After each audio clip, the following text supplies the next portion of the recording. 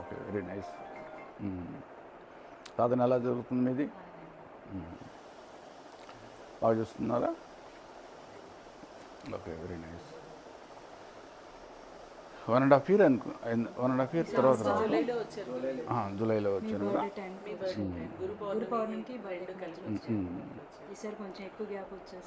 అదే రిటైర్ అవటం, మధ్యలో రిటైర్మెంట్ ఉండటం, అందువల్ల తర్వాత మదర్ వెళ్ళిపోవటం, దాంతో కొంచెం డిస్టర్బ్ అయింది అనమాట ప్రోగ్రామ్.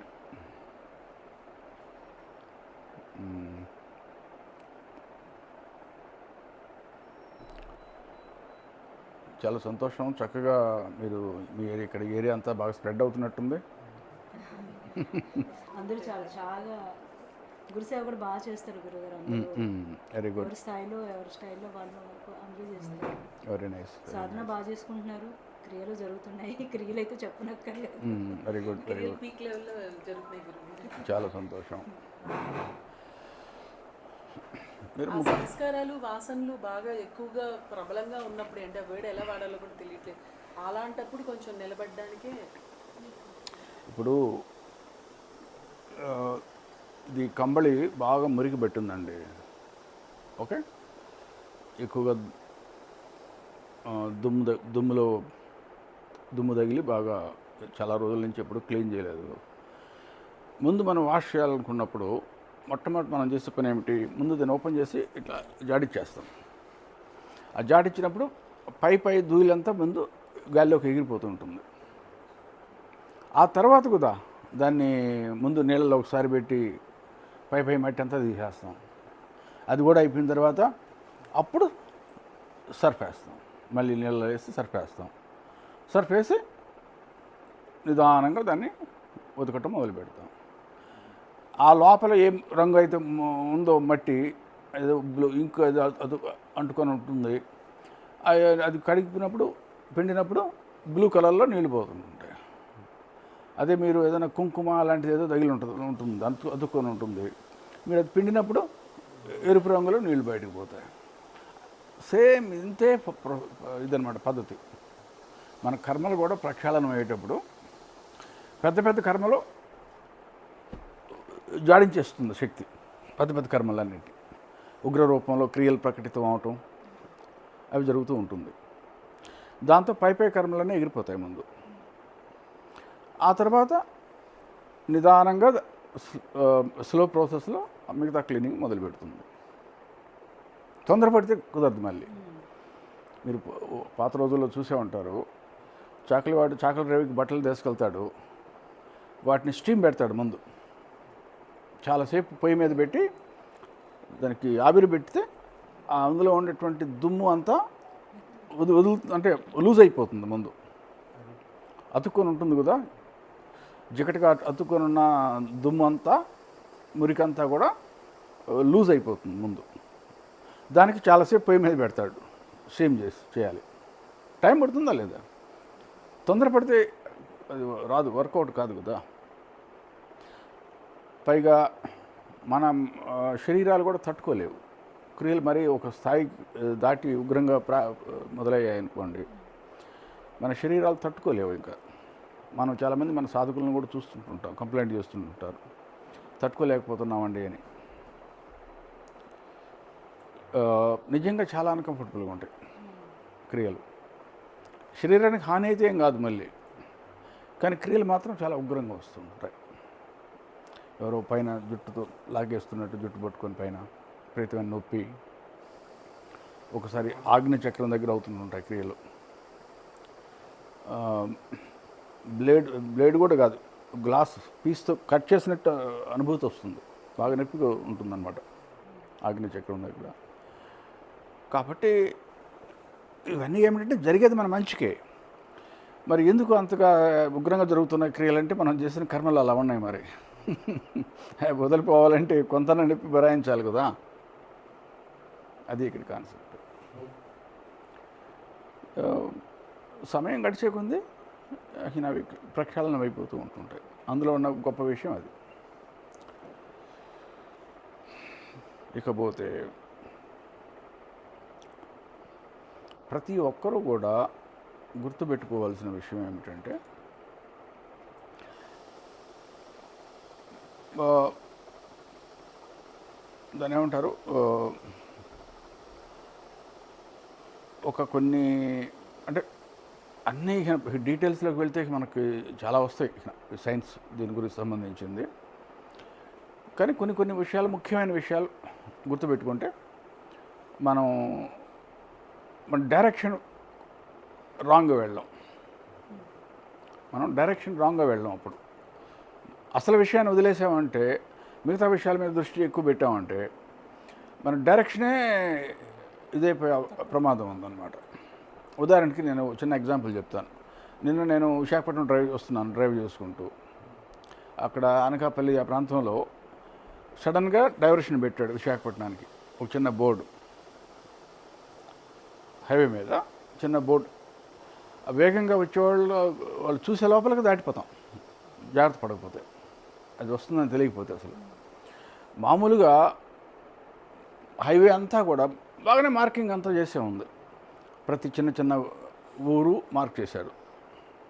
అదేదో కత్తిపూడి ఏదో ఊరు వస్తుంది, అది చూస్తున్నాను అనమాట. అన్ని చిన్న చిన్న ఊర్ల నుంచి పెద్ద పెద్ద ఊర్ల దాకా అన్నీ మార్క్ చేశారు. 50 పెట్టాడు, ఎన్ని కిలోమీటర్లు ఉందని ఉంది పైన అంతా, అంటే రోడ్డు పైన అడ్డంగా అనమాట, పెద్ద పెద్ద బోర్డులు పెట్టి. తర్వాత సైడ్న పెట్టారు. ప్రతి చిన్న ఊరికి చిన్న గ్రామానికి కూడా ఇంత హంగామా చేశాడు. అంత సవ్యంగా అన్నీ పాటించాడు.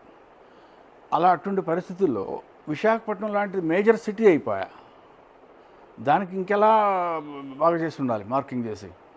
ఒక 20 కిలోమీటర్ల ముందు నుంచే రాయటం మొదలు పెట్టి ఉండాలి. విశాఖపట్నం ఇన్ని కిలోమీటర్లు లెఫ్ట్కి పెట్టేసి arrow take exit, so and so exit తీసుకోండి అని రాయటం మొదలు పెట్టాలి. ఇవన్నీ చేయలేదు కదా. తర్వాత ఆఖరిలో ఎక్కడైతే విశాఖపట్నం డైవర్షన్ పెట్టాడో కనీసం అక్కడా పెట్టలేదు.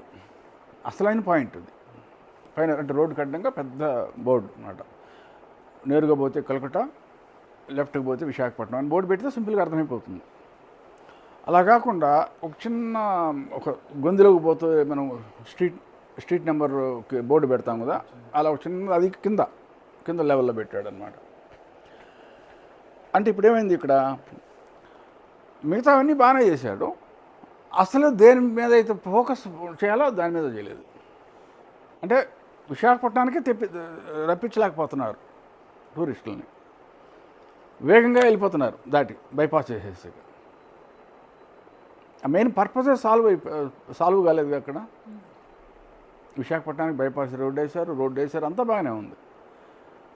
మెయిన్ పర్పసే ఎగిరిపోయింది, గాలిలో కలిసిపోయింది అనమాట. అలా ముందుకు వెళ్ళిపోయిన తర్వాత ఇక దానికి వెనక్కి కూడా తీసుకోలేము. ఇక నా పని 6 గంట 30 గంట వేస్ట్ అయిపోవడమే. పోయి ఎక్కడో ముందుకు తీసుకెళ్ళిపోయి రోడ్డుని దిగి అది ఈ టర్న్ తీసుకోవడానికి కూడా వీల్లేదు. ఇక ఏదో విలేజెస్ గుండా ఇంటీరియర్స్లో గుండా తీసుకొచ్చి రోడ్డు చూపించాడు అనమాట. ఒక చిన్న మిస్టేకు, అంటే మన దృష్టి మెయిన్, మనం అసలు పర్పస్ ఏంది, విశాఖపట్నానికి హైవే వేస్తున్నాం, విశాఖపట్నం నుంచి సిటీ లోపలికి రాకుండా బైపాస్ వేస్తున్నారు. కొత్తగా చక్కగా వేశారు బైపాస్, కోట్లు ఖర్చు పెట్టి చక్కటి బైపాస్ వేశారు. టైం కలిసి వచ్చేటట్టు నేరుగా అందరూ వెళ్ళేవాళ్ళు ఇంక ముందుకు వెళ్ళిపోవచ్చు విజయనగరం. అంతవరకు బాగానే ఉంది. కానీ అసలు ఫోకస్ తీసేసాడుగా. అన్నీ చేసి కూడా మెయిన్ ఫోకస్ తీసేసారు, పోయింది, మెయిన్ ఫోకస్ పోయిందనమాట. దాంతో అసలుకే మొదటికే మోసం వచ్చేసింది అక్కడ. ఆ విధంగా అందరూ మనం గుర్తుపెట్టుకోవాల్సింది ఏమిటంటే, మనం అన్నీ చేస్తుంటాం ఆధ్యాత్మిక యాత్రలో, మన ఫోకస్ మాత్రం పోకూడదన్నమాట. అది ఎప్పుడు గుర్తుపెట్టుకోండి. ఆధ్యాత్మిక యాత్రలో ఫోకస్ అంటే ఒకటే, ఇక్కడ గురుతత్వం మీద దృష్టి పెట్టి ఉండటం ఎప్పుడు. అది ఉన్నంతకాలం మిగతా అన్నీ సెట్ అయిపోతాయి, ఆటోమేటిక్గా అడ్జస్ట్ అయిపోతాయి. అదన్నమాట గురుతత్వం అంటే. స్వయంగా శివుడే కదా అక్కడ. మనం అమ్మా నాన్నలను పూజిస్తుంటాం కదా, పితృదేవో భవ అని. మనం అనుకుంటాం మనం నాన్నగారిని పూజిస్తున్నామని, కానీ వాస్తవంగా జరుగుతుంది బ్రహ్మదేవుడికి వెళుతుంది అది ప్రణామం. అంటే నాన్నగారికి ఆ నాన్నగారికి అలా అంత పూర్వీకులందరికీ వెళ్ళిపోతుంది ఒకే ఒక క్షణంలో. ఆ పితృతత్వానికి అన్నమాట మనం ప్రణామం చేయటం. అదేవిధంగా మాతృతత్వానికి, అదేవిధంగా గురుతత్వానికి. ఇప్పుడు ఒక విషయం గుర్తుపెట్టుకోవటం ఏమిటంటే,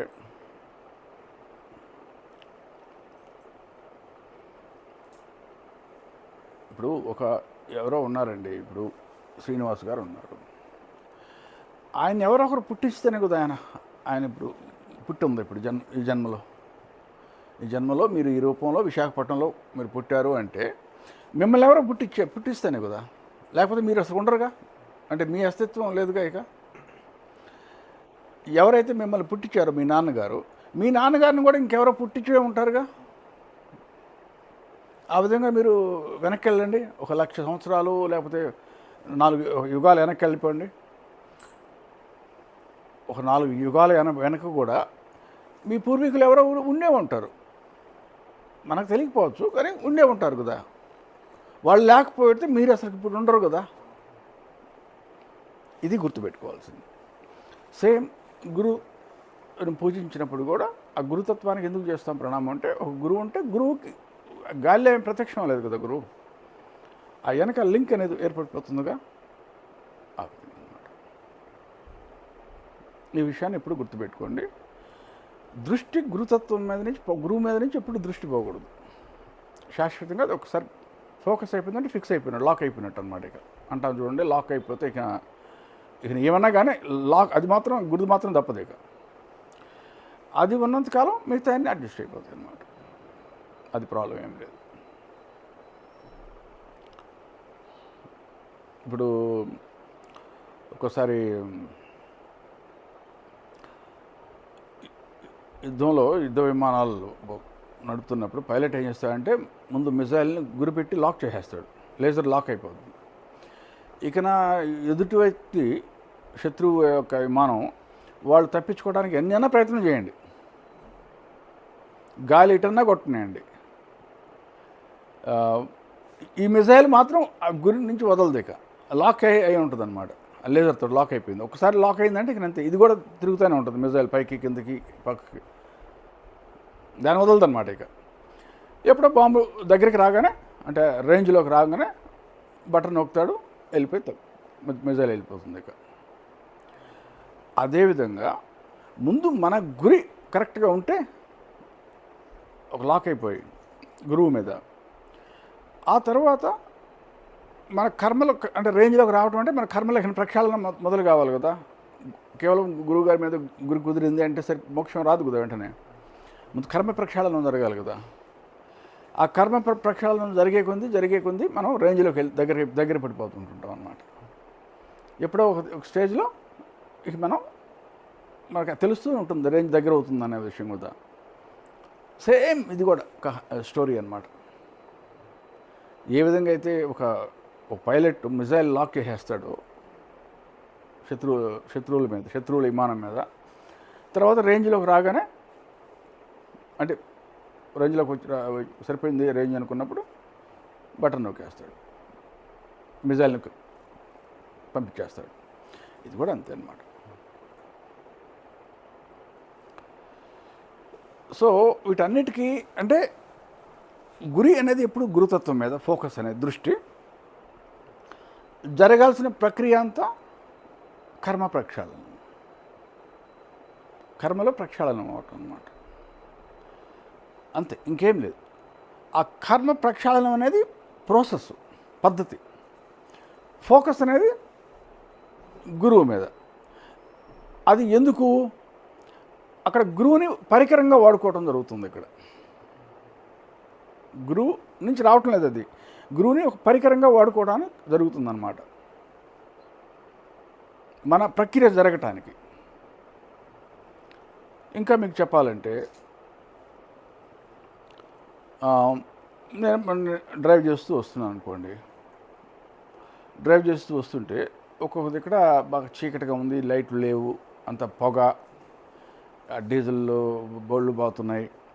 ఆ రోడ్ల మీద లైట్లు ఎంత పెట్టినా కూడా సరిగ్గా కనిపించడం లేదనమాట. నేను ఒక సైడ్ నడుపుతున్నాను. ఆ సైడ్ని ఇది ఉంటుంది కదా, అంటే డివైడరు. కారు ఎక్కడ తగులుద్దా అనేది ఒక భయం కదా డివైడరు. ఆ డివైడర్ ఏమో కనిపించకపోతున్నా సరిగ్గా. మసకగా ఉంటుంది. అప్పుడు ఏం చేస్తున్నాను నేను,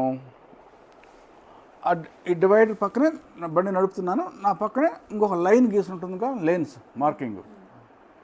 ఆ లేన్ మార్కింగ్ని చూసుకుంటున్నాను. ఆ లేన్ మార్కింగ్ నా ఎడమ అయిపోయింది కదా, ఆ లేన్ మార్కింగ్ దగ్గరగా నా బండి పోతుంది అంటే నేను నమ్మకం పెట్టుకోవచ్చు అనమాట, డివైడర్కి తగలదు, డివైడర్కి బండి తగలదు అని నాకు కనిపించకపోయినా పర్వాలేదు, ఆ లైన్ కనిపిస్తే చాలు అనమాట. ఇక్కడ నేను ఆ లేన్ మార్కింగ్ని ఏం చేస్తున్నాను, ఒక గైడ్గా తీసుకుంటున్నాను, గైడెన్స్ కోసం తీసుకుంటున్నాను. తర్వాత నా గమ్యానికి రాగానే నేను లైన్ మర్చిపోతాను, ఇక నాకు అవసరం లేదు. ఇక అంటే మన ప్రయాణానికి ఒక గైడెన్స్ తీసుకుంటున్నాం అన్నమాట. ఇంకొక ముక్కలో చెప్పాలంటే, ఇంకా మీకు సరిగ్గా అర్థం, ఇప్పుడు మెడిటేషన్ అది ప్రాక్టీస్ చేసేవాళ్ళు ఇది చేస్తుంటుంటారు ఎక్కువగా.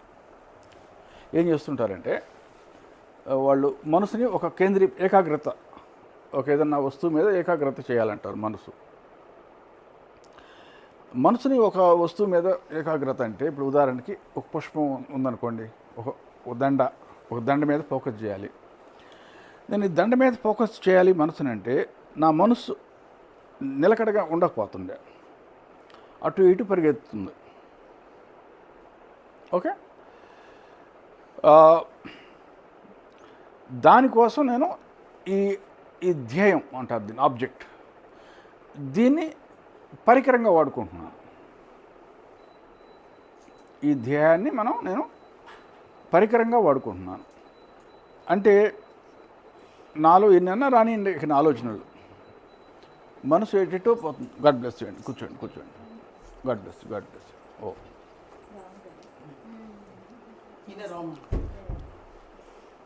లక్ష్మీ హస్బెండ్ ఆనంద్ గారు అండి. లక్ష్మీ గారు వాళ్ళ హస్బెండ్ ఆనంద్ గారు. మరి పోయినసారి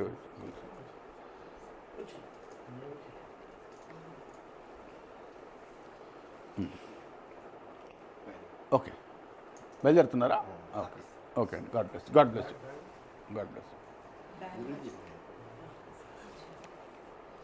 బ్యాగ్ ఉంది కదా. సో మనం దీన్ని, దానికి ఈ పుష్పాన్ని ఒక పరికరంగా వాడుకుంటున్నాం. అంటే మన మనసులో మనం పుష్పం మీద ఏకాగ్రత పెట్టగలిగినంతసేపు ఇండైరెక్ట్గా దాని అర్థమైంది, మనసు ఇంకా అటు ఇటు బానియటం లేదు. మన మనసుని కట్టుపడేస్తున్నాం పుష్పంతో. మనసేమో ఒక పట్టాన చూడలేకపోతుంది, ఏకాగ్రత దృష్టి కేంద్రీకరించలేకపోతుంది పుష్పం మీద. పుష్పం మాయమైపోతుంది, పుష్పం గాలిలో పోతున్నట్టు అనిపిస్తుంది, పుష్పం రకరకాల దాని రూపు మారిపోతుంటుంది. క్లియర్గా మనకి దాని యొక్క ప్రతిమ కనిపించదు మనసులో. కళ్ళు మూసుకొని కల్పన చేసుకోవాలని ప్రయత్నం చేసినప్పుడు ఇంత మన క్లియర్గా మనకు ఉండదన్నమాట. మన మనసు ఫోకస్ నిలకడ పెట్టి ఉండలేదు పుష్పం యొక్క దృశ్యం మీద, ఎటుటో పోతుంటుంది. మాటికి మనం ప్రయత్నం చేస్తున్నాం. ఇక ఈ అష్టాంగ యోగం లేదా రాజయోగం అంటారు కదా, వాళ్ళు చేసేవన్నీ దాని మీద ఇక ఆధారపడి ఉంటాయి. అంటే ఏం చేస్తే మనకు వాళ్ళకి ఉపయోగపడుతుంది, మనసు కొంచెం శాంతిస్తే ఇప్పుడు పుష్పం మీద దృష్టి పెట్టడం సులభం అవుతుంది. అన్ని రకాలు చెప్తారు. యమ నియమాలు పాటించమంటారు, వీలైతే మాంసాహారం మానేయమంటారు. సాత్విక ఆహారంలో కూడా ఇంకా ఏం చెప్తారంటే ఈ మసాలా ఇవన్నీ తగ్గించమంటారు. వీటి వల్ల ఏమవుతుందంటే మనసు కొంచెం శాంతిస్తుంది అన్నమాట. మనసు శాంతిస్తే దీని మీద ఫోకస్ చేయడం సులభం అవుతుంది. వాళ్ళు చేసే ఎన్నో సంవత్సరాల తరబడి ప్రాక్టీస్ చేయిస్తుంటారు. ఆసనాలు వేయిస్తారు, అంటే కాళ్ళు నొప్పి పుట్టకుండా స్థిరంగా కూర్చోగలిగేటట్టు. అదేవిధంగా ప్రాణాయామం ప్రాక్టీస్ చేయిస్తారు, అంటే నాడీ శుద్ధి అవుతుందని. నాడీ శుద్ధి అయితే మనసు కొంచెం ప్రశాంతంగా మారడానికి అవకాశం ఉంటుంది. ఇలా ఈ ప్రాక్టీసెస్ అన్నీ వాళ్ళు చేయించడానికి కారణం ఇదే అన్నమాట. ఇంత కథ ఉందన్నమాట వెనక. అందువల్ల మైండ్ ఒక్కసారి మన పుష్పం మీద ఏకాగ్రత పెట్టాలంటే కుదరదు. సిస్టమేటిక్గా ప్రిపేర్ చేయాలి, సంవత్సరాల తరబడి. కొంతమంది మెడిటేషన్ మనం చూస్తూ ఉంటుంటాం, నేరుగా మెడిటేషన్ మీద మెడిటేషన్ చేసుకుంటున్నామండి అని. వాళ్ళు ఏం లేదు అక్కడ చేసేది. అక్కడ సాధ్యం కాదు, అంత సులభంగా ఏకాగ్రత కుదరదు, నిలబడదు అనమాట. ముందు మనసుని ప్రిపేర్ చేయాలి. మీరు పొలం చేస్తున్నప్పుడు పొలంలో ఏమి లేకుండా వరకు విత్తనాలు వేసేస్తే ఎలా పెరుగుతాయి? అయితే పెరిగే లేకపోతే లేదు. పద్ధతి కాదు కదా అది. దాన్ని పొలం దున్నాలి, రాళ్ళు రప్పాలు అన్నీ తీసేసేయాలి, ఎరువులు వేయాలి. ఆ తర్వాత విత్తనాలు కూడా ఏరి మంచి విత్తనాలు అనుకుని మనకు కనిపించిన విత్తనాలు మంచి అనుకున్నవి వాటిని నాటాలి. మొక్కలు అయితే మొక్కలు నాటాలి, దానికి మడులు కట్టి నీళ్లు పోయాలి. ఇంత చేస్తే అప్పుడు మొలకెత్తడం మొదలవుతాయి అన్నమాట. ఆ మొలకెత్తడం మొదలైనప్పుడు మళ్ళీ కాపాడుకోవాలి. వాడికి పురుగు మందులు అవి పురుగులు పట్టకుండా మందులు అవి చల్లి, ఇంత పని ఉంది. ప్రతిదీ అంతే. సరే చేశారు. ఇంతకీ చేసిన తర్వాత ఈ పువ్వు మీద దృష్టి పెట్టారు. చివరికి ఏమవుతుంది? ఈ పువ్వు గతి ఏం, దీని గతి ఏం కావాలి? ఈ పువ్వు గతి ఏదో ఒక స్థితిలో ఆ పువ్వుని చూస్తూనే అన్నప్పుడు అది మాయమైపోతుంది పువ్వు. ఇది మాయమైతే ఇప్పుడు ఏం మిగులుతుంది? మీ ధ్యానం మిగిలిపోతుంది. అంటే స్తంభించిపోయింది అనమాట మనసు. ఒక విధంగా మనసు ఆలోచన రహిత స్థితిలో స్తంభించిపోతుంది అక్కడ. దాన్ని ఆ స్థితికి తీసుకురావడం కోసం ఈ పువ్వును పరికరంగా వాడుకుంటున్నాము. అంతే, పువ్వులో ఏమి లేదు అక్కడ. అదే భక్తి మార్గాన్ని పాటిస్తున్నారనుకోండి ఎవరన్నా, ఏదో రాముడు మీద దృష్టి పెట్టున్నారు, కృష్ణుడి మీద, రాముడి మీద. ఇక నిరంతరం కృష్ణుడిని స్మరించుకుంటూ ఉంటుండే పగలు రాత్రి అసలు కృష్ణుడు లేకుండా అసలు ఏం లేదనమాట. ఇక ఆ తీవ్రమైన ఆ భక్తిలో కూడా ఏదో ఒక స్థితిలో కృష్ణుడు మాయమైపోతాడు, భావ సమాధిలోకి వెళ్ళిపోతాడు. ఇక అంతేగాని కృష్ణుడే మోక్షం ఇవ్వడం లేదు మీకు ఇక్కడ, పొరపాటు పడకండి. అది అసలు ట్రిక్. అక్కడ ఏం జరగాలంటే మీ లోపల జరగాల్సిందే. కాకపోతే కృష్ణుడిని ఆ లెవెల్కి ఎత్తేసామన్నమాట, ఆకాశానికి. అంటే ఆ భక్తి తీవ్రత కోసం, భక్తిలో ఆ తీవ్రతల్లో కలగటం కోసం మనం ఎత్తేస్తాం అన్నమాట. పురాణాలు రాసాం, భజనలు రాసాం, కీర్తనలు పాడతాం, రకరకాల పూజలు చేస్తాం, రకరకాల అలంకరణలు చేస్తాం. ఓకే, దేనికోసం? ఆ భక్తి తారాస్థాయికి వెళ్ళాలని. అది చేస్తూ పోతే సత్వగుణం పెరుగుతూ ఉంటుంది. ఇక అంతవరకే అసలు యోగ ప్రక్రియ మళ్ళీ తర్వాత మొదలు కావాలి. ఎప్పుడు? ఏదో ఒక స్థితిలో కృష్ణుడు మాయమైపోవాలి ముందు. కృష్ణుడు మాయమైతే కానీ మీరు భావ సమాధిలోకి అడుగుపెట్టరు. అక్కడ కానీ కర్మలు కాలటం మొదలుగా. అదే అంటాడు కృష్ణుడు కూడా చెప్తాడు కదా, దాని జ్ఞానాగ్ని అంటారు. ఆ జ్ఞానాగ్నిలో నేను దహించేస్తాను కర్మలను నేను. అది మళ్ళీ అది కావాల్సిందే. అప్పుడు దాకా కృష్ణుడిని ఒక వస్తువుగా వాడుకుంటున్నారు ఇక్కడ భక్తి యోగం ప్రాక్టీస్ చేసేవాళ్ళు. అష్టాంగ యోగం ప్రాక్టీస్ చేసేవాళ్ళు పుష్పాన్నో లేకపోతే ఇంకేదన్నా వస్తువునో దాన్ని వాడుకుంటున్నారు. చివరికి ప్రక్రియ ఏదైతే అనుకున్నాం మనం, ఆ ప్రక్రియ మొదలు కావాల్సిందే. అంటే దీని అర్థం ఏమిటి? భక్తి యోగాన్ని ప్రాక్టీస్ చేసేవాళ్ళు వాళ్ళ దృష్టి కృష్ణుడి మీద ఉన్నంతకాలం రూట్ కరెక్ట్గానే వెళుతున్నారు అని అర్థం.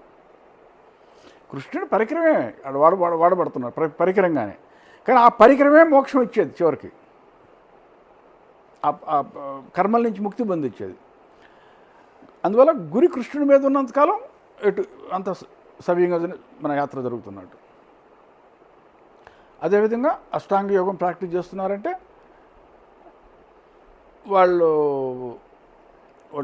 ధ్యానం చేస్తున్నంతకాలం వాళ్ళ యొక్క ధ్యానం, వాళ్ళ ధ్యేయం మీద ఉన్నంతకాలం కరెక్ట్గానే నడుస్తున్నట్టు. ఈ ధ్యేయం మీద దాటేసి ఇంకెక్కడో వేరే ఆలోచనలు వస్తున్నాయనుకోండి, అంటే డిస్టర్బ్ అయిపోయినట్టే కదా. ఇది గుర్తుపెట్టుకోండి. ఏ యోగ మార్గం అయినా, ఏ తంత్ర మార్గం అయినా చివరికి ఏ ప్రక్రియ ఏం జరగాలన్నా ఆధ్యాత్మికంగా ఉన్నతి కోసం ప్రతి మనిషికి తను లోపలే జరగాలి. అంతేగాని బయట నుంచి ఏది రావటం లేదు అక్కడ. అది ఏం జరగాలి? పెద్ద మనం కష్టపడిపోయి మనం గొప్ప గొప్ప శాస్త్రాలు అర్థం చేసుకోవాల్సిన అవసరం లేదు. గొప్ప గొప్ప వేదాంతాలు అర్థం చేసుకోవాల్సిన అవసరం లేదు. అక్కడ ఉన్న కర్మల్ని అనుభవించి సమాప్తం చేయండి. అక్కడ ప్రక్షాళన చేసుకోండి కర్మల్ని, అంతే. పండితుడు అవ్వచ్చు, పామరుడు అవ్వచ్చు, పెద్ద చక్రవర్తి కావచ్చు, ఎవరైనా సరే చివరికి చేసుకోవాల్సింది ఏమిటి? వాళ్ళు మూట కొట్టుకొని ఉన్న కర్మలు ఏవైతే ఉంటాయో వాళ్ళ రెస్పాన్సిబిలిటీస్ అనండి, కర్మలు అనండి, వాళ్ళు చేసిన పనులు అనండి, వాటి యొక్క దాన్ని అనుభవించాలి కదా మరి. సమాప్తం కావాలంటే ఒకసారి కర్మ చేసేసరికి అది నాటుకుపోయా లోపల, అది ఎక్కడికి పోతుంది? ఇప్పుడు వాటిని అనుభవించి సమాప్తం చేయాలి. కర్మల్ని అనుభవించి క్షీణింప చేయాలి. ఇక ఏ ప్రాసెస్ లేదు ఈ విషయంలో. ఎన్నో శాస్త్రాలు రాశారు, ఎన్నో పురాణాలు, ఎన్నో వేదాంతాలు, ఎన్నో రకాల ప్రవచనాలు, ఎన్నో రకాల మతాలు, అన్నీ మొదలయ్యాయి. కానీ అసలు సారాంశం ఏమిటి? అన్నిటికీ కూడా కర్మలను క్షీణింపజేసుకోవటం. ఇవన్నీ పద్ధతులు అన్నమాట. ఇక కర్మలను క్షీణింపజేసుకోవడానికి ఈ పద్ధతులు అవన్నీ ఆ లెవెల్కి తీసుకురావడానికి అతన్ని. కానీ ఆ ప్రక్రియ అయితే మొదలు కావాలి.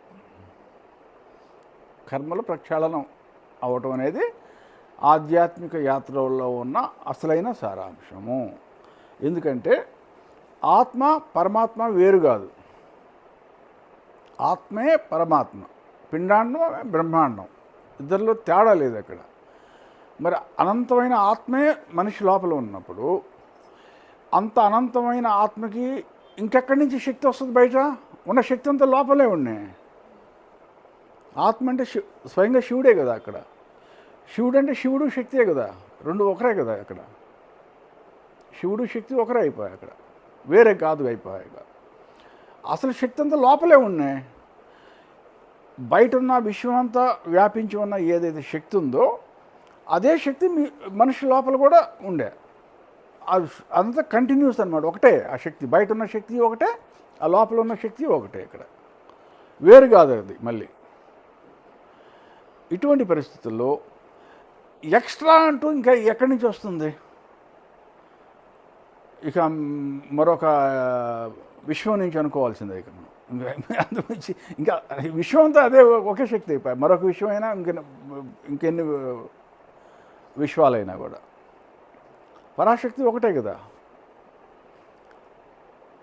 సో ఏం జరగాలన్నా లోపలే జరగాలి, మనిషి లోపలే జరగాలన్నమాట. మహాభారతంలో కూడా చూడండి, అంత పెద్ద విరాట స్వరూపాన్ని చూపిస్తాడు కృష్ణుడు తన ఎవరికి, అర్జునుడికి. మరి ఆ లెక్కలో మనం అనుకున్న ఈ లెక్కలో లెవెల్లో అనుకుంటే అప్పటికప్పుడే మోక్షం వచ్చేసి ఉండాల్సింది కదా అర్జునుడికి. ఒకే ఒక క్షణంలో మోక్షం వచ్చి లీనమైపోయి ఉండాల్సింది కృష్ణుడిలో. ఆ విరాట స్వరూపమే చూశాడు స్వయంగా. కానీ ఏం లేదు, కాలేదుగా. పైగా టిప్పు కూడా ఇస్తాడు కృష్ణుడు చివరికి, నువ్వు యోగివి కావాలి అని అంటాడు అర్జునుడిని. అంటే తప్పదనమాట, యోగాభ్యాసం తప్పదు మళ్ళీ. అలాగే శివుని గురించి తపస్సు చేసి శివుడిని ప్రత్యక్షం చేసుకుంటాడు పాశుపతాస్త్రం పొందాలని. శివుడు ప్రకటితం కాగానే ఎమోషనల్ అయిపోతాడు, నాకు పాశుపతాస్త్రం ఇవ్వండి, దాంతోపాటు మోక్షం కూడా ఇచ్చేసేయండి అని. మోక్షం అయితే నో అని చెప్పేస్తాడు, మొహమాటం లేకుండా. ఈ జన్మకు మాత్రం మోక్షం లేదు నీకు, ఇంకొక జన్మలో నెక్స్ట్ జన్మలో గ్యారంటీగా ఇస్తానంటాడు. ఈ జన్మలో నీకు పని ఉంది, ఇదిగో పాశుపతాస్త్రం, దీన్ని నీ పని నువ్వు చేయి, ఈ జన్మలో వచ్చే జన్మలో చేస్తానంటాడు. మీరు వినే ఉంటారు ఆ స్టోరీ. మన కాళహస్తిలో పుడతాడు, భక్త కన్నప్పగా పుట్టాడు అంటారు అర్జునుడు నెక్స్ట్ జన్మలో. సో కర్మ ప్రక్షాళనం అనేది తప్పదు. కర్మ ప్రక్షాళనం కాకుండా ఎవరు ఎంత ఎమోషనల్ అయిపోయినా, ఎంత తలబాదుకున్నా ప్రయోజనం లేదు అక్కడ. ప్రతిదానికి ఒక పద్ధతి అంటూ ఉంటుంది. మనకి జబ్బు చేస్తుందండి, నా జబ్బును నయమని భగవంతుని ప్రార్థిస్తాము, నయం కావటం లేదు జబ్బు. మనం తల ఎంత బాదుకున్నా ఏం ప్రయోజనం? భగవంతుడు కృప చూపిస్తాడు. ఏమి చూపించినప్పుడు ఎలా చూపిస్తాడు? మాయం చేయటం, ఆ జబ్బును అలా మాయం చేయడు. మీకు ఒక మంచి డాక్టర్ దొరికేటట్టు అవకాశాన్ని కల్పిస్తాడు. సరైన డాక్టర్, మీ జబ్బును కరెక్ట్గా పసిగట్టగల డాక్టర్ని మీకు దొరికేటట్టు అవకాశాన్ని కల్పిస్తాడు. ఎవరో మీకు సలహా ఇస్తారు, మీకు తెలిసిన వాళ్ళు, ఫలానా డాక్టర్ ఉన్నాడు, ఆయన చాలా తెలివిగా పట్టేస్తాడు జబ్బుని. మీరు ఆ డాక్టర్, అతను ఆ సలహా మేరకు ఆ డాక్టర్ దగ్గరికి వెళ్ళాలి. ఆ డాక్టర్ ఇచ్చిన ఆయనకి చెప్పుకోవాలి తన ఆరోగ్య విషయం గురించి, ఆరోగ్యం యొక్క పరిస్థితి గురించి. ఆ తర్వాత ఆ డాక్టర్ గారు ఇచ్చిన మందులు తీసుకుంటూ ఆయన చెప్పినటువంటి ఆహార నియమాలు పాటిస్తూ వెళితే ఏదో కొంతకాలానికి క్రమేణా మీరు ముక్తి పొందుతారు. అది పద్ధతి. భగవంతుడు కృప చూపించాడు, కానీ పద్ధతి అయితే ఫాలో కావాలిగా. ఉన్న పళ్ళంగా నాకు జబ్బు మాయం అవ్వాలంటే అలా చెప్పండి. అదేవిధంగా ఉన్న పళ్ళంగా నాకు ఆకలిగా ఉంది, బలహీనంగా ఉంది అనుకుంటే ఎలా? నాకు గాల్లో ఎగురుకుంటూ దాన్ని ఏమంటారు, మాయాబజార్లో లాగా లడ్లు వచ్చి నాకు నోట్లోకి రాలేవు కదా. నేను ఏదో ఒకటి తినాలి, మంచినీరు తాగాలి, కొంత సమయం పడుతుంది జీర్ణం అయ్యేసరికి. అప్పుడు శరీరంలో శక్తి అనేది వస్తుంది. సమయం అయితే పడుతుందా లేదా? ఒక పద్ధతి అంటూ, దానికి ఒక పద్ధతి అంటూ ఉందా లేదా? ఆధ్యాత్మిక యాత్రలు కూడా అంతే. మనం కర్మ ప్రక్షాళన అన్నప్పుడు ఎలా పోతుంది కర్మ? అనుభవించి సమాప్తం చేయాలి. కానీ సమస్య ఏమవుతుందంటే అనుభవిస్తున్న సమయంలో అది మళ్ళీ కొత్త కర్మ అవుతుంది అక్కడ. అదే అందులో ఉన్న సమస్య అంతా. అంటే ట్యాంక్ లోపలికి వస్తున్నాయి నీళ్ళు, బయటికి పోతున్నాయి, ఎంత పోతున్నాయో అంతే మళ్ళీ తిరిగి ట్యాంకులో ఫిల్అప్ అవుతున్నాయి. 100 లీటర్లు పోతున్నాయి, మళ్ళీ 100 లీటర్లే వచ్చేస్తున్నాయి. ఆ ట్యాంక్ ఎప్పటికీ ఖాళీ కాకపోతున్నాయి. దాంట్లో ఏదో ఒక మార్పు చేస్తే కానీ ఏదో ఒక నాటికి ట్యాంక్ ఖాళీ చేయలేం. ఆ బయటికి వెళ్ళే నీళ్ళ రంధ్రాన్ని కొంచెం పెంచండి. 100 లీటర్ల పోయే కాడ 101, 102, 103, 104 అలా పెంచుతూ పోండి కొంచెం రంధ్రాన్ని, సైజుని. పెంచుతూ పోతున్నప్పుడు లోపలికి వచ్చే నీళ్ళేమో అలాగే ఉంటాయి 100 లీటర్లే. ఇక్కడ బయటికి పోయేవి మాత్రం ఎక్స్ట్రాగా పోతున్నాయి. అంటే గ్యారంటీగా తొట్టి ఏదో ఒక నాటికి ఖాళీ అవుతుంది.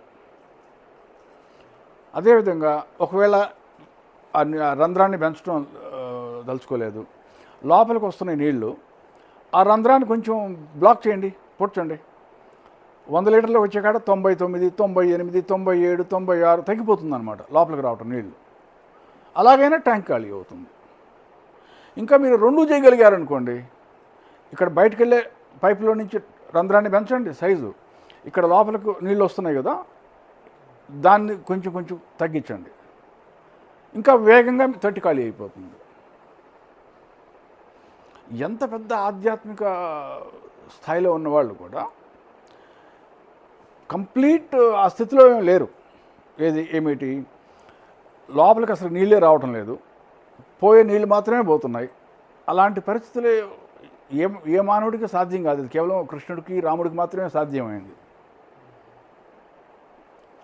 మిగతా వాళ్ళందరూ ఏంటంటే ఆ స్థితికి వెళ్తారనమాట, స్లోగా వెళ్తాం అన్నమాట. బాగా ఉన్నత స్థితిలో ఉన్న వాళ్ళు కూడా కొన్ని కర్మలు మళ్ళీ సంచితం అవుతూనే ఉంటాయి వాళ్ళకి.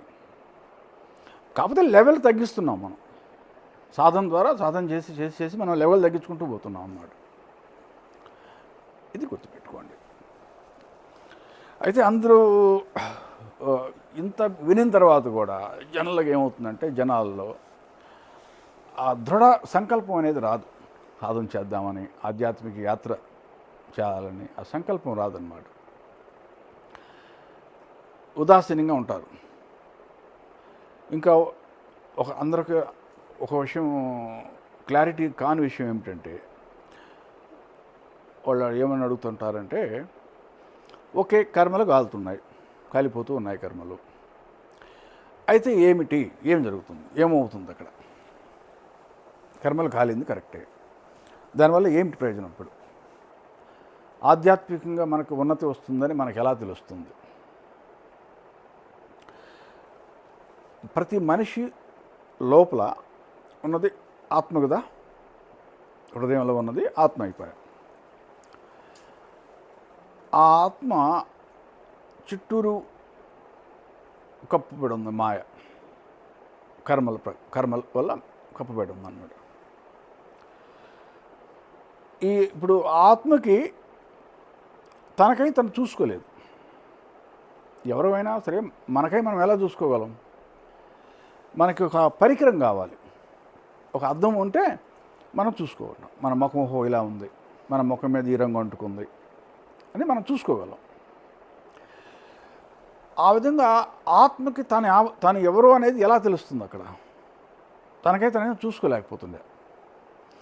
పైగా ఈ అహంకారం అనేది దానివల్ల ప్రభావం చేత నేను అనే ఒక ఐడెంటిటీ అనుకుంటుంది. నేను సపరేటు, నేనే, మిగతా వాళ్ళకి నాకు సంబంధం లేదు, నేను మాత్రం సపరేట్,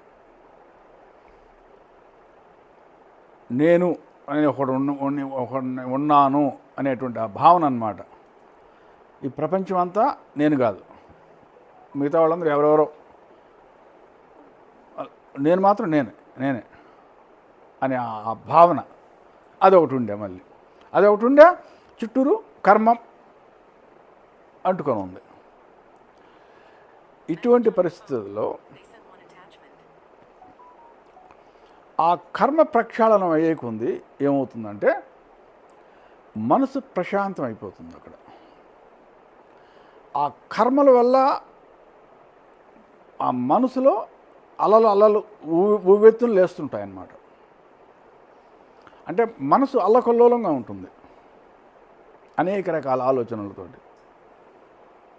దానికి కారణం కింద ఆ మనసుకి కింద సబ్కాన్షియస్ అంటే ఉపచేతన మనసు కింద ఉండేటువంటి కర్మలు గందరగోళం సృష్టిస్తున్నాయి. ఆ కర్మలు భావోద్వేగాలను రేకెత్తిస్తున్నాయి.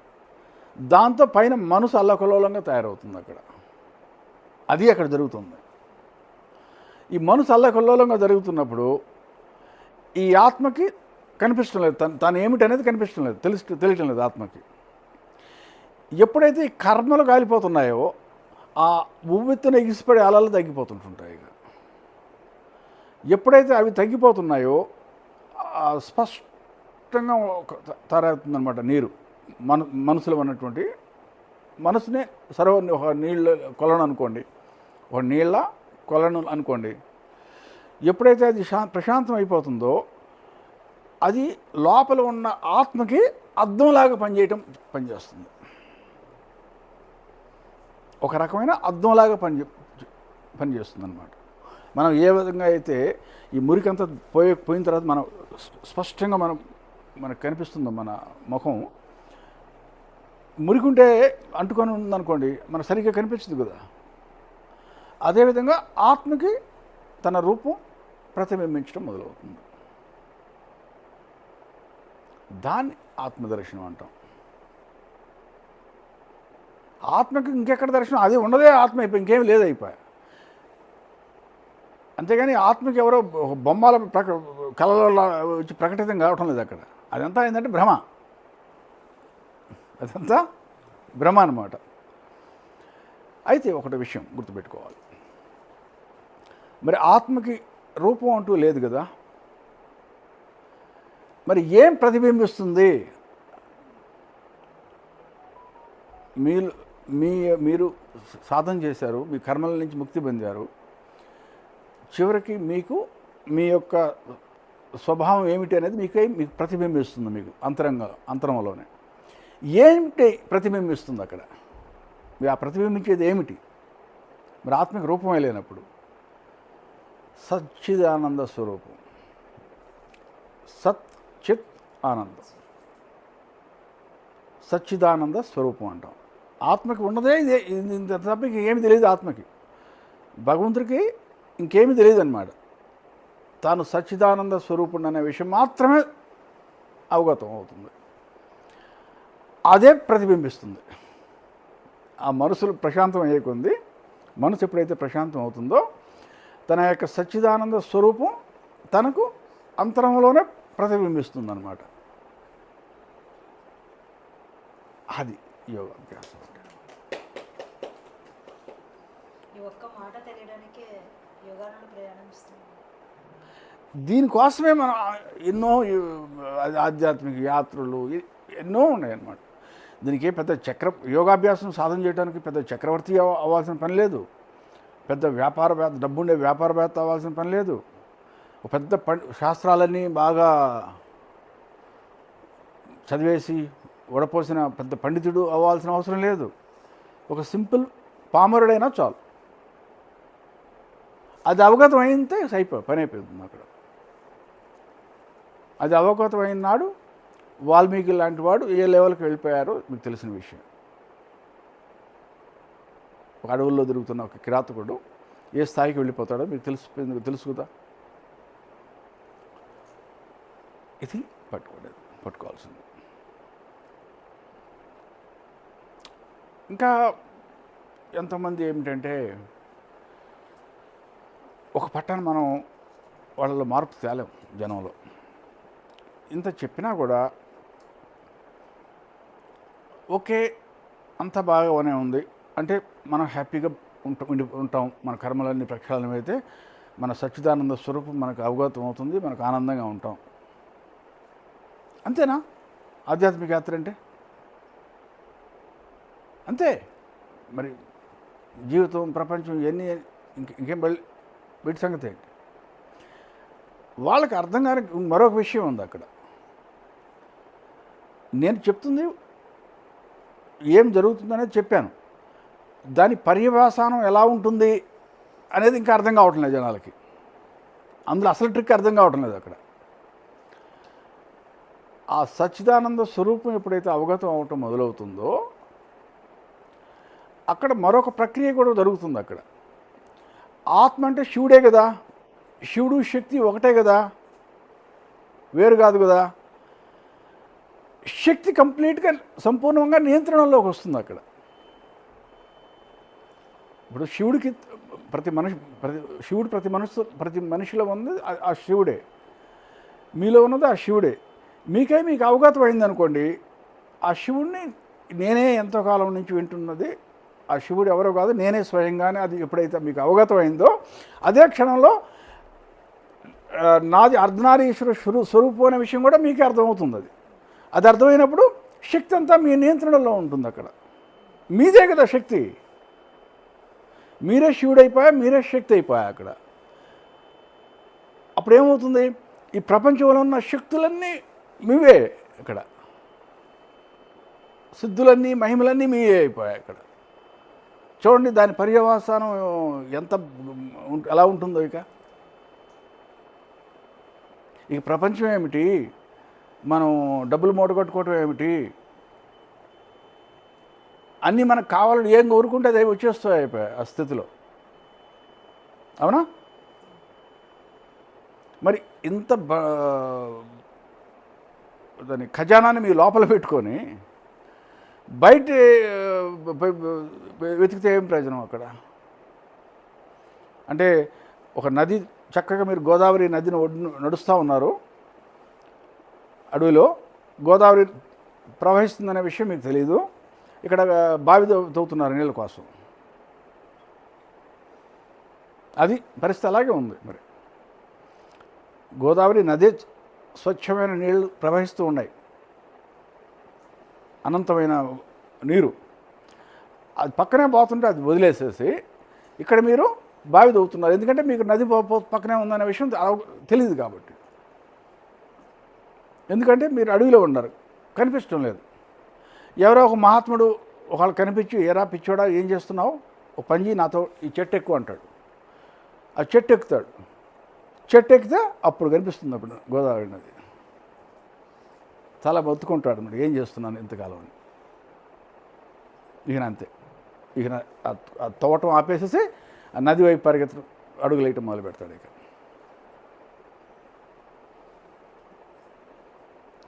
సో ఇది చివరికి ఎవరికైనా దక్కేది ఏమిటంటే, అందరూ అంటారు నాకు దక్కేది ఏమిటి అని ప్రశ్నిస్తారు. దక్కేది ఏమిటి? సర్వం మీకే దక్కుతుంది. మీరే సర్వం అయిపోయాయి అక్కడ. మీకు దక్కేది ప్రపంచమే మీకు దక్కుతుంది అక్కడ. అంతకన్నా ఇంకేం కావాలి? దీనికోసం అతి ప్రాచీన కాలం నుంచి ఎంత పెద్ద గొప్ప చక్రవర్తి కానీ, ఎంత పెద్ద వీరుడు కానీ, పండితుడు కానీ యోగాభ్యాసం చేయడానికి కారణం ఇది. ఆధ్యాత్మిక యాత్రలో ఉన్నటువంటి సారాంశం అది. ప్రతి మనిషి ఏదో నాటికి ఈ యాత్ర మొదలు పెట్టాల్సిందే. ఇప్పుడు కాకపోతే ఇంకొక రోజు, ఈ జన్మ కాకపోతే మరొక జన్మ. ఇది మాత్రం తప్పదు. ఆ విషయం బాగా గుర్తుపెట్టుకోండి. మీరు అనుకుంటున్నారు ఇప్పుడు అంటే తాత్కాలికంగా నేను విశాఖపట్నంలో ఉంటాను, నా పేరు రాణి గారు. అది కేవలం మీ భ్రమ మాత్రమే. వేగంగా గడిచిపోతున్నాయి సంవత్సరాలు. మీరు ఒకసారి మీ వెనక్కి తిరిగి ఆలోచించుకోండి. మీకు ఒక 20 సంవత్సరాలు ఎలా గడిచిపోయి ఉంటాయి? మీకు వేగంగా గడిచిపోయి ఉంటాయి. ఇంకో 20-30 సంవత్సరాలు కూడా అలాగే గడిచిపోతాయి వేగంగా. మనకు తెలియని కూడా తెలియదు అక్కడ. కానీ మీరు ఎక్కడికి పోవటం లేదు. మీరు ఎవరు ఎక్కడికి పోవటం లేదు. తాత్కాలికంగా మనం ఈ బట్టలు మురిగిపడితే బట్టలు తీసి ఇంకొక మార్చుకుంటాం. అదేవిధంగా మన శరీరం కృషించిపోతే ఈ శరీరాన్ని వదిలేసేసి ఇంకొక శరీరాన్ని తయారు చేసుకుంటాం. ఆత్మ ఎక్కడికి పోవటం లేదు. ఆత్మ అనాదిగా ఉంటుంది.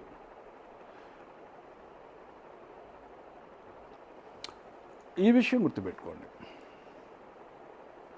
ఎవరు ఎక్కడికి వెళ్ళటం లేదు. సమయం ఎక్కడికి పరిగెత్తడం లేదు.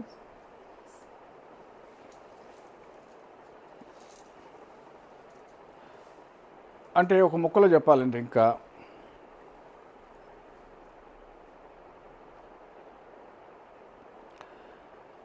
ఇప్పుడు మీరున్నారు, ఈ విశ్వం ఉంది, మీరు ఎక్కడికి వెళ్ళటం లేదు, ఈ విషయం ఎక్కడికి పోవటం లేదు. ఇప్పుడు డీల్ చేయండి మీరు. మరి మీరు ఏదో ఒకటి చేయాలి కదా, మరి టైంపాస్ అవ్వాలి కదా, మరి టైంపాస్ అయితే అవ్వాలి కదా మీకు. సో అవసరాన్ని బట్టి రియాక్ట్ అవ్వండి అక్కడ. అంటే మీరు ఒక మానవ శరీరంతో ఈ లోకంలో ఈ జన్మలో పుట్టారు. ఉదయాన్నే నిద్ర లేవాలి, టీ తాగాలనిపిస్తుంది, చక్కగా వెళ్ళి టీ తాగండి. టిఫిన్ చేయాలనిపిస్తుంది, చక్కగా వెళ్ళి టిఫిన్ చేయండి. మీరు సమాజంలో వెళ్ళాలి, బయటకు వెళ్ళాలి కాబట్టి స్నానం చేయాలి.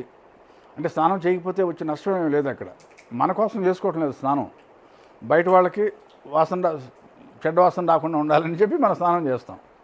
ప్రపంచంలో బయటికి వెళ్తున్నాం కాబట్టి. లేకపోతే అదేం అవసరం లేదు. స్నానం చేయకపోతే ఏం కాదు అక్కడ. ప్రపంచం కోసం చేయటం అన్నమాట. అలాగే ప్రపంచం ఏ పనులన్నీ చేసుకుంటూ వెళ్ళండి. కానీ మీరు నిద్ర లేచిన తర్వాత, కళ్ళు తెరిచిన తర్వాత, గడిచిన రాత్రి మీరేం చేశారు, గడిచిపోయిన రోజున ఏం చేశారు, అది మాత్రం మీకు ఒక జ్ఞాపకంగానే మిగిలిపోతుంది. మీరు ఏమైనా దాన్ని చేయగలరా? ఇప్పుడు మార్చగలరా? చరిత్రను ఏమైనా మార్చగలరా? మీకైతే గుర్తుంది, కానీ మీరు ఏమీ మార్చలేరు. ఇక ఏమీ మార్చలేరు కాబట్టి ఆలోచించడమే వేస్ట్, ఇక వ్యర్థం. ఏదో మీకు ఏదైనా మంచి జ్ఞాపకాలు ఉంటే అవి నెమరు వేసుకోండి కావాలంటే, ఆనందంలో ఉండిపోవడానికి కొంచెంసేపు. అంతవరకే. ముఖ్యంగా ఏదన్నా చేదు అనుభవాలు ఎదురయ్యాయనుకోండి, వాటిని గుర్తుకు తెచ్చుకోవడం కూడా అనవసరం. ఎందుకంటే మీరు ఎలాగో మార్చలేరు వాటిని. ఇక ఇదే విధంగా ఈరోజు ఉదయాన్నే నిద్ర లేచి టీ తాగుతూ ఆలోచిస్తున్నారు, మీ జ్ఞాపకాలు ఆలోచిస్తున్నారు, నేనేమి చేయలేను, జరిగిపోయింది అని. రేపు ఉదయం ఇదే విధంగా మీరు మళ్ళీ నిద్ర లేస్తారు. రేపు ఉదయం కూడా మీరు ఎక్కడికి వెళ్ళటం లేదు, చెప్పానుగా. రేపు ఉదయం కూడా మీరు ఇదే విధంగా నిద్రలేచి టీ తాగుతారు. రేపు ఏం జరగబోతున్నాయో ఈరోజు మీరు ఏమైనా చేయగలరా? అసలు మీకు తెలియని కూడా తెలియదు రేపేం జరగబోతుందో. జరిగిపోయిన దాన్ని మీరు ఏం కంట్రోల్ చేయటం లేదు. రేపు జరగబోయేది ఎలాగూ తెలియదు మీకు. ఇంకేందుకు వరి అవ్వటం? అక్కడ చక్కగా టీ సిప్ చేస్తూ మీ పనులు చేసుకోండి. ఆ రోజు ఏ పని ఎదురొస్తే కూరగాయలు మార్కెట్కి పోయి కూరగాయలు తీసుకురావాలంటే తెచ్చుకోండి. ఇంకేదన్నా చిన్న పెద్ద ఏదైనా పనులు ఏదైనా ఉన్నాయనుకోండి, ఆ పనులు చేసుకోండి. ఎవరికైనా ఫోన్ చేయాల్సి వస్తే వాళ్ళకి ఫోన్ చేయండి. అంతే. ప్రస్తుతం మీ జీవితంలోనే ఉండిపోండి. అక్కడ చెప్పానుగా, మీరు ఎక్కడికి వెళ్ళటం లేదు, విషయం ఎక్కడికి వెళ్ళటం లేదు. మీ ఇద్దరు శాశ్వతంగానే ఉండబోతున్నారు. మీరు చివరికి దేహత్యాగం చేసిన తర్వాత కూడా మీరు ఎక్కడికి వెళ్ళటం లేదు. సూక్ష్మ రూపంలో ఉండిపోతారు. మీ ఈ జన్మలో మేము ఉన్నటువంటి బాంధవ్యాలన్నీ తెగిపోతాయి. కానీ మీరు ఎక్కడికి పోవటం లేదు. అలాగని విశ్వం ఎక్కడికి పోవటం లేదు. ఆ విషయం మాత్రం గుర్తుపెట్టుకోండి. అందుకు నేను చెప్తుంది, ఇప్పుడు డీల్ చేయండి. ఇప్పుడు మీరేం చేయదలుచుకున్నారు? ఇప్పటిక చేయడానికి ఏమీ లేదు. ఇక ఏదైనా చేయగలిగింది ఏమిటన్నా ఉందంటే మీకై మీరు ఫ్రీ అయిపోవడం, అదొకటే మీరు చేసుకోగలిగింది. అంటే మీరు ఫ్రీ కాలేదనుకోండి, మళ్ళీ పుట్టాల. ఇప్పుడు నేను ఫ్రీ కాలేదనుకోండి, ఈ జన్మలోనే ఎన్నో కమిట్మెంట్లతో ఇరుక్కుపోయి ఉంటాను. ఎవరి దగ్గర అప్పులు తీసుకొని ఉంటాను, వాళ్ళకి అప్పులు రిటర్న్ చేయాలి, వడ్డీలు కట్టాలి. కమిట్మెంటే కాదా? ఎవరికో ఏదో ప్రామిస్ చేసి ఉంటాను, ప్రామిస్ తీర్చాలి, అది కూడా కమిట్మెంటే కదా. అదేవిధంగా ఇంకేదో నాకు అయిష్టాలు ఉంటాయి. నేను రామేశ్వరం పోయి రావాలి, లేదా ఫారిన్ పోయి రావాలి, స్విట్జర్లాండ్ పోయి రావాలి, అది కూడా బంధమే కదా. అందుకనమాట అన్నీ ఫ్రీ అయిపోయినప్పుడు, ఆ బంధాలని ఏమి బంధాలు లేనప్పుడు ఇక ఆలోచించడానికి ఏమి లేదనమాట. అక్కడ నేనున్నాను, ఈ విషయం ఉంది, అంతే. నాకు ఏ కమిట్మెంట్లు లేవు, చేయడానికి ఏమీ లేదు.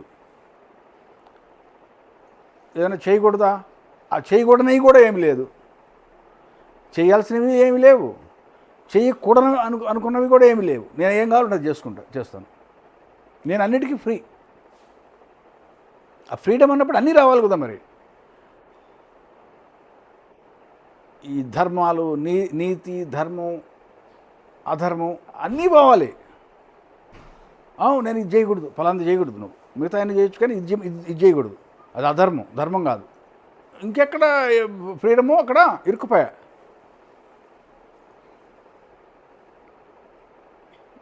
ఫ్రీడమ్ అంటే అదనమాట. అన్ని బంధాలు తెగిపోవాలి. ఇక ఈయనేది మిగలకూడదు. ధర్మం లేదు, అధర్మం లేదు, ఏమీ లేదు అక్కడ. అవి కేవలం బ్రహ్మ మాత్రమే. అయితే ఒక విషయం మీరు ధైర్యంగా ఉండొచ్చు. ఇలాంటి ఫ్రీడమ్ వచ్చినప్పుడు ఆత్మకి అది విపరీత పరిణామాలకి ఎప్పుడూ దారితీయదు. సమాజంలో ఆ ఆత్మ వల్ల ఎవరికి ఎలాంటి హాని జరగదు. ఇంకేదైనా మంచి ఏదో కొద్ది గొప్ప మంచే జరుగుతుంది. ఇంకా కొద్ది గొప్ప మరి మనం అంటుంటాం, మరి ఇతను బాగా సాధువైపోయాడు, చక్కగా ఆత్మజ్ఞానం ప్రాప్తిచ్చింది, ఇంకా శరీరం వదలటానికి ఒకటే మిగిలి ఉంది, ఆల్మోస్ట్ అవధూతలాగా తయారైపోయాడు అంటుంటారు. మరి మీరు గురుగారు మీరు చెప్పినట్టు అతను చేయని ఏమీ లేదు కదా, ఏదైనా చేసుకోవచ్చు కదా కావాలంటే. అంటే ఏంది, ఏమన్నా పొడి చేసి మర్డర్ చేయాలనుకుంటాడు, అది అది తప్పు కదా. అది అసలు జరగదు అలా. అది నేను చెప్తుంది. ఎస్, అతనైతే బంధుడు కాదు, దానికి చంపేసేస్తాడు ఎవరినన్నా. రెండో విషయం కూడా ఆలోచించడు, పొడి చేసేస్తాడు. అతనైతే బంధుడు కాదు, దానికి బంధించబడలేదు. ఆ భావనలో ఉంటాడు అతను, గుర్తుపెట్టుకోండి. అందుకని ఒకసారి మనం అప్పుడప్పుడు కథలు వింటుంటాం, నాగా బాబాలు వాళ్ళని కాళ్ళ మీద పడబోతే వాళ్ళు త్రిశూలంతో పొడి చేసేస్తారంట. వాడిని వింటుంటాం కదా.